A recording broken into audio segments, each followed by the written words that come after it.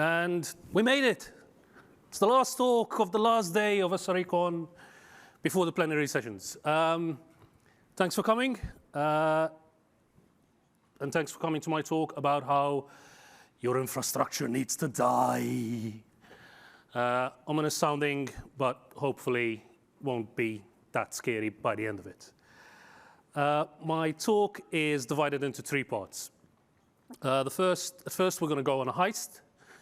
And we're going to go on a diamond heist. And from this heist, we'll learn how the old way of doing security of the CIA triad, and it's not the CIA you're thinking, is antiquated. It's not really useful nowadays. From the heist, we'll take learnings and focus on the new way of doing things and focus on the D.I.E triad. And then finally, we'll sprinkle a little bit of chaos because why not? But first, that's me. I'm a senior developer advocate at DigitalOcean. You can contact me through any of those. I'll remove the mouse. Through any of those links. I barely Twitter because Twitter. Ask me later what I think about that one guy at Twitter. They're recording it, so I cannot really tell you how I feel. But old school email is good enough as well. So let's go on our heist.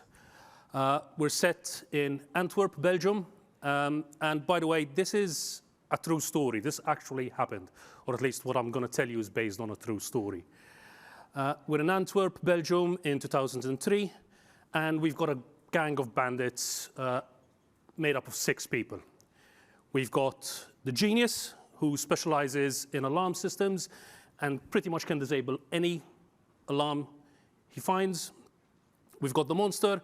He's a tall man, and he's monstrously good at anything he gets his hands on. He's an electrician, a great lockpicker. He's a mechanic. You name it, he can do it. We've got the king of keys. He's an old, slightly frail man, but he looks at a key, and he can replicate it.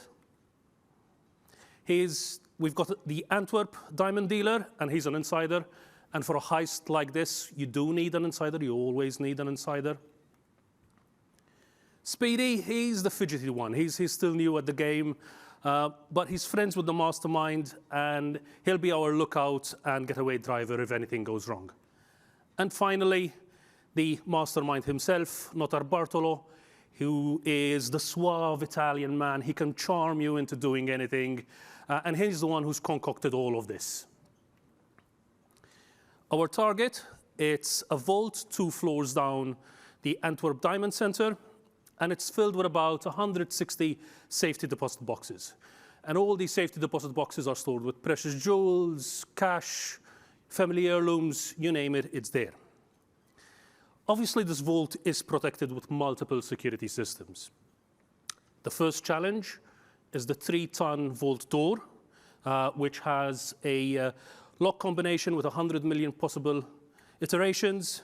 There's a keypad by it, which can disarm the sensors, some of which are seismic sensors to make sure that if the door is jiggled when it shouldn't be, triggers the alarm. There's a magnetic field sensor.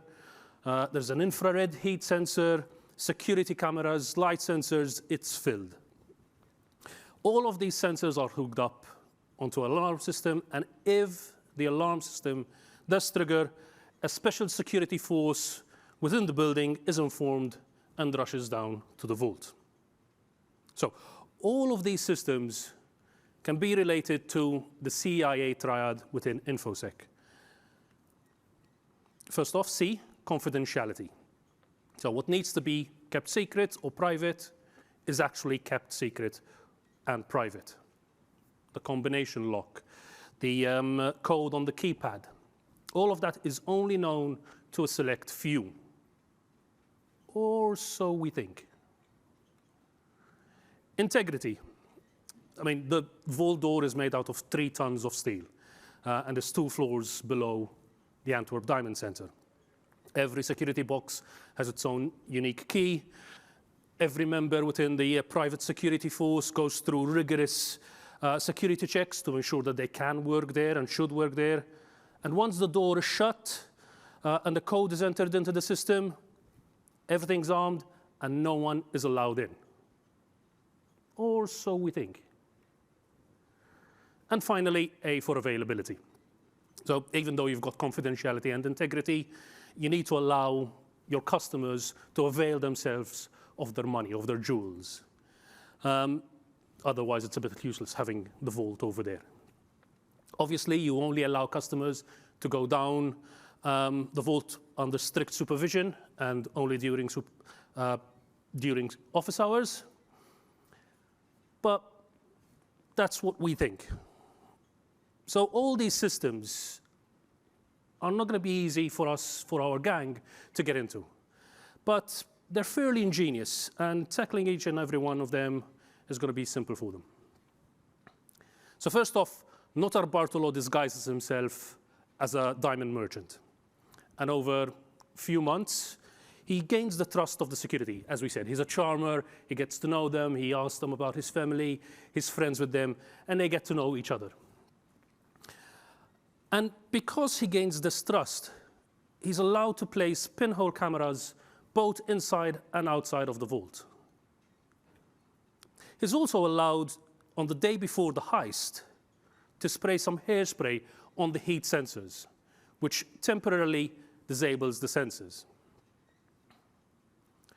The heist is planned on the weekend when the security force isn't there and are actually home watching a final tennis match. Gaining access to the building is actually quite easy for them because they gain access through the garden of the building next door. They cover security cameras with black plastic bags. Once in the building, they've covered the sensors with styrofoam, so the hairspray, that was a temporary measure. They cover it with styrofoam, simple styrofoam, immediately disables the sensors. And the King of Keys has created a duplicate key for the gate to get into the vault. But it's actually not needed because Notarbartolo, looking at the footage, realizes that at the end of the day, at the end of the shift, the security team goes into the cabinet, goes into the utility room next to the vault. And he goes, I'll check this. He opens the door, so the utility room is not locked, and he finds the keys to the vault. The security team has left the keys to the vault in an unlocked utility room. So they open up the vault, get in, smash the security boxes, and start filling duffel bags of money, jewels, and anything they can get their hands on. So, as I said, this true story has allowed our burglars, with some very simple tools, styrofoam, plastic bags, looking at cameras which have been placed around the vault, to disappear with approximately 100 million euros, which, to my understanding, is about 1-to-1 in dollars, just a little bit more nowadays. But why did I tell you the story? What does this all have to do with us and our industry and security? Well, the first thing we learn is that it shows us that you cannot outfox a fox. Hackers and attackers are always improving on their abilities and skills in wanting to get into your system. They're fairly persistent in wanting to get into your server and placing some crypto miner on the server, although maybe crypto mining currently is not really worth it. They want to get into that system, steal your data, and threaten you with ransomware. Vulnerabilities are never ending. There's probably a long list of CVEs you need to go through, which hopefully have a patch in place, which we all implement immediately, as we know. And mistakes are done. As we've seen, the security team left keys to the vault in an unlocked utility room. Hopefully, this was done without malice. And even us, things happen without, we let security issues pass by us without knowing. So how do we tackle this problem? Well, even though we've been talking about SRE, DevOps, cloud native for the last 10, 15 years, when we come to security, we're still in a heist mindset. We're still trying to add 3-ton vault doors to our systems, security cameras, and systems in place. And I'll tell you what I mean by cloud native, because I understand it's a buzzword, and who doesn't love a buzzword? To me, cloud native doesn't mean you have to use cloud. To me, cloud native means it's a mind shift of using tools and ideas that the cloud has allowed us to start using. And one of those tools is ensuring that our infrastructure adheres to the D.I.E triad, or D.I.E triad. And that's distributed, immutable, and ephemeral. So this was first proposed by Sunil Liu, who was previously chief security scientist at Bank of America and is currently CISO at JupyterOne, and is also championed by InfoSec experts like Kelly Shortridge, who did give a talk at SREcon here on Tuesday. So the D.I.E triad is a new paradigm that allows us to support recovery and resilience. And I'll go through them one by one. First off, distributed infrastructure. So let's take our example of the vault. Imagine had the 100 million euros been distributed over 100 vaults. The gang would have gone away with maybe 1% of that 100 million. Now, within the cloud or within our industry, it's a lot easier to distribute than having to physically build 100 vaults with 3 tons of steel.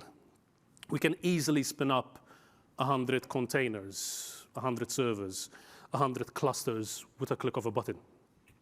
Or hopefully, if it's being done right, with a line of code. And we want to do this because you don't want to put all your eggs in one basket. If your system is distributed over a number of VMs, availability zones, regions, or maybe even cloud providers, we're ensuring that our system is highly available, redundant, and fault tolerant, because there's no single point of weakness in your system. If one server goes down, I got 99 servers, but this ain't one. Okay, I promise that was the last rap. I'm too white for that, I think. But you get the gist of it. For example, CDNs, content delivery networks, have made the outcome of DDoS attacks a thing of the past, because they've taken that cloud-native mentality and ensured that attacks and brute forcing events by thousands of bots are not concentrated on only one server. They also ensured that networks stayed online when the pandemic happened, and everybody, not just us in our industry, even my wife, who's a primary school teacher, had to teach online, which she hated, was online. Everybody got online, but the system kept up because the system was distributed. And you also benefit from your distribution, because if an attacker does decide to go for one of your servers, all you need to do is, once you get notified about that crypto miner, is turn it off, shut it down. Because having the ability to randomly destroy a server, knowing with confidence that your system is still going to be up and running, will be a nightmare for your attackers. And who doesn't want to mess around with attackers and hackers? Next up, immutable infra. So the process of not changing anything on your server or container once it has been deployed. And as nothing is changing, you're not writing to disk, as you don't want your system to be stateful. So you don't need to SSH into the system, or you don't need to kubectl exec into your pod. And because you're reducing the number of windows and doors to get into your system, it's going to be very difficult for somebody to get in and attack you. So once you deploy, you do not touch it. Ensuring that nothing can be changed once it has been deployed means that any changes that do occur are easily monitored and detected. And because you're monitoring and detecting everything and versioning your infra, right? When any unwanted change does occur, all you need to do is redeploy that version or revert back to a previous version. So creating immutable infrastructure means you start treating it, treating your servers as cattle, not as pets. Hopefully some of you have heard about the kettle pets analogy. I did talk to a farmer once about this, and he told me, actually, we want to keep our cattle quite safe and nice. So we need to find another one. But at this point in time, I'm sure you understand the cattle pets analogy. So any upgrades you do, you treat it like cattle. You create a new image, you deploy it, you reroute traffic to that new image, and then you destroy the old image. Have you forgotten to log something in that image in your application? You create a new image with that new logging functionality, deploy it, reroute traffic, and delete it. That new image you've just deployed is not working. Revert back to the old image that was working, change traffic, and destroy the old one. And anyone who's using Kubernetes nowadays, which I'm sure there are some of you who are, because Kubernetes, is probably doing this on a daily basis, or at least on a daily basis if you are deploying on a daily basis. Because Kubernetes automatically does this for you. It deploys a new pod, checks its health, reroutes traffic, deletes the old pod. So we now need to start thinking of doing this for your servers as well, and your clusters. Upgrading a cluster shouldn't be done in place. You deploy a new version of the cluster, you test it out, because we all know with every version of Kubernetes, something's going to break. Reroute the traffic to that new cluster, and then delete the old cluster. And because change is not allowed, you can easily fool attackers. And as we said, who doesn't like to do that? Or as Kelly Shortridge puts it, implement the bamboozle layer. And I think everybody should implement this just for having the bamboozle layer. So imagine having a server with a passwords.txt file in your home directory. What we've learned from previous attacks is that hackers will survey the lay of the land before actually attacking. They spend a day or two trying to understand your system. And having that passwords.txt file is quite enticing to them, so they'll go and look for it. And if they see it, they'll try to read it out. But what they don't know is, once they read it out, boom, server dies, leaving the attacker dumbfounded, because you know that your infrastructure is immutable. And finally, ephemeral infrastructure. Short-lived infrastructure which serves its purpose and then dies. And here the emphasis is on the short-lived. So taking the vault as an example again, had the vault location switched every few days, it would have been very difficult for the gang to plan their heist. Again, cloud makes it a lot easier than physically moving a 3-ton vault door in new locations. So we want to make it difficult for the hacker to plan the attack, as they're uncertain whether the infrastructure is still going to be there when they put in that crypto miner. It's going to be a nightmare for them if you give them a very short window to actually do the attack, because they want to be certain that the time spent planning for that attack will reap its benefits, will give them that crypto. rather than disappearing a few seconds after they've put it on. Designing for ephemerality also pushes you to design your application to be stateless. So knowing that your application can die at any moment in time means that you cannot and should not store state. And not storing state means that hackers cannot really get information like passwords and tokens. And talking about passwords and tokens, we not only want our infrastructure to be ephemeral, we want our passwords to be ephemeral. So even if, in some scenario, they do get that token, you are confident that it's going to be useless in a few seconds. It's not going to be used. They cannot use it.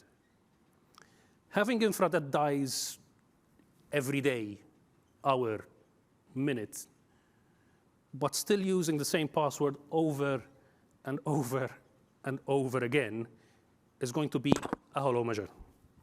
Sorry.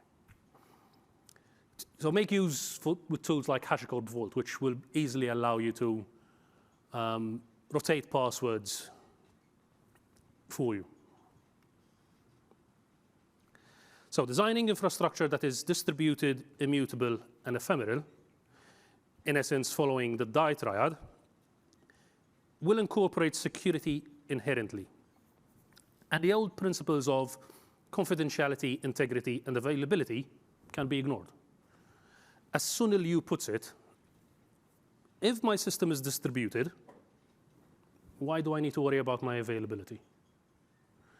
If my infrastructure is immutable, why do I need to worry about my integrity? And if my system is ephemeral, why do I need to worry about my confidentiality?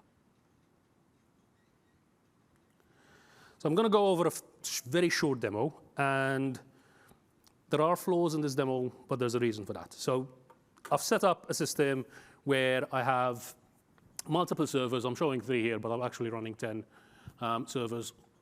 They're supposedly immutable, ephemeral.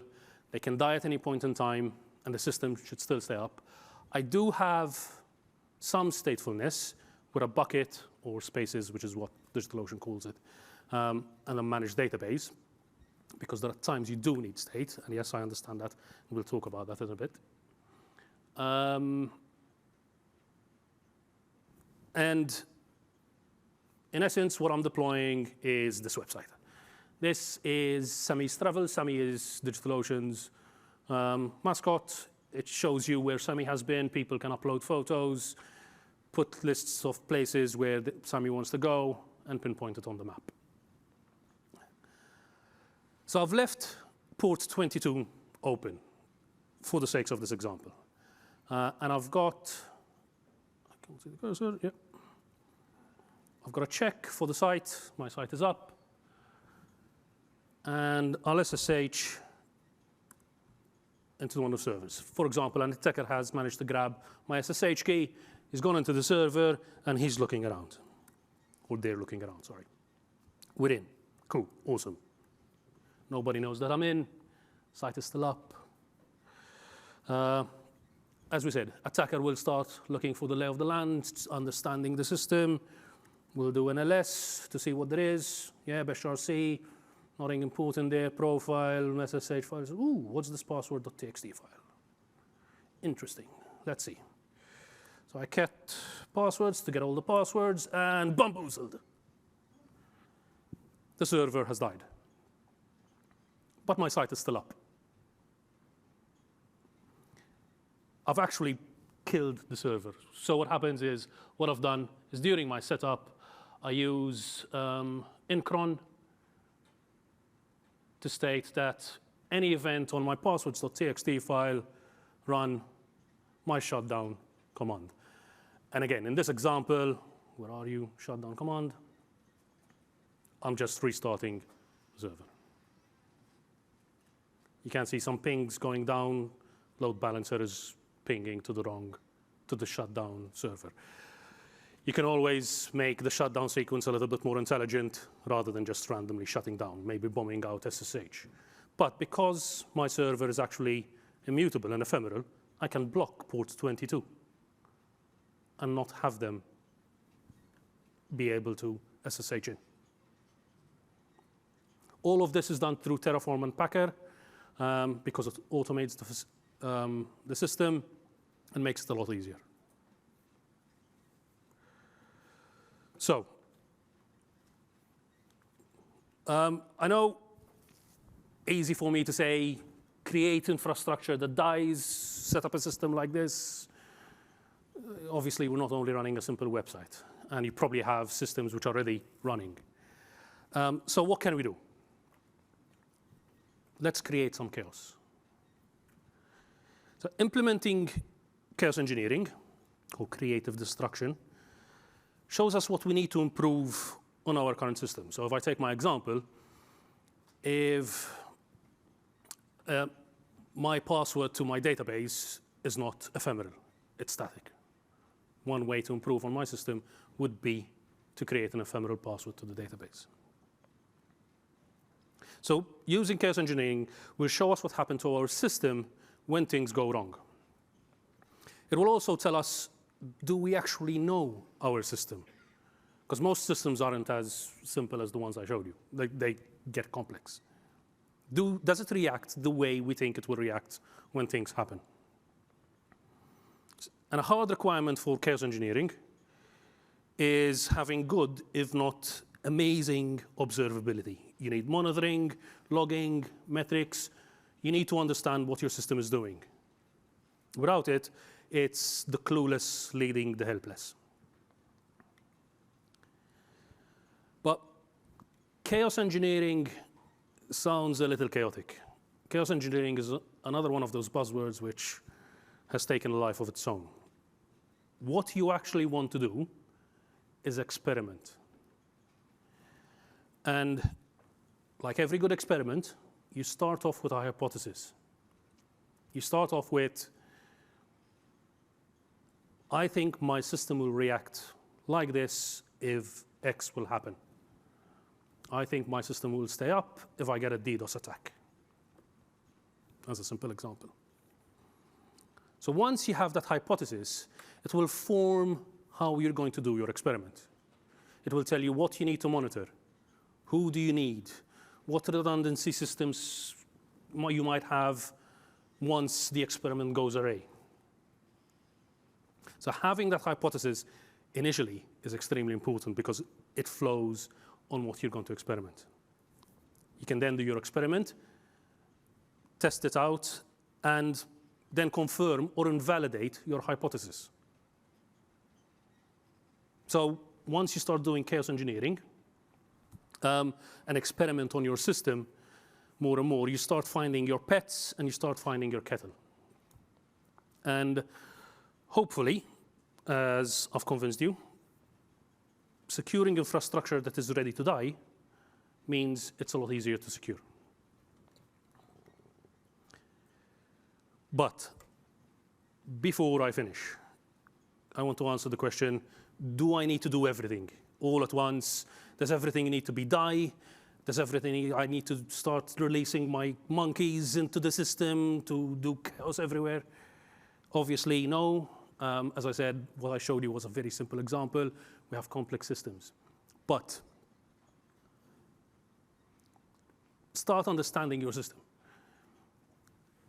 Chaos engineering helps you to start understanding that. And it tells you, are you secure? Does my infrastructure die? Can it die? If it cannot die because your system is stateful, okay, how can I make it more secure? One of the tools was talked to us by Kelly in her talk on Tuesday using decision trees.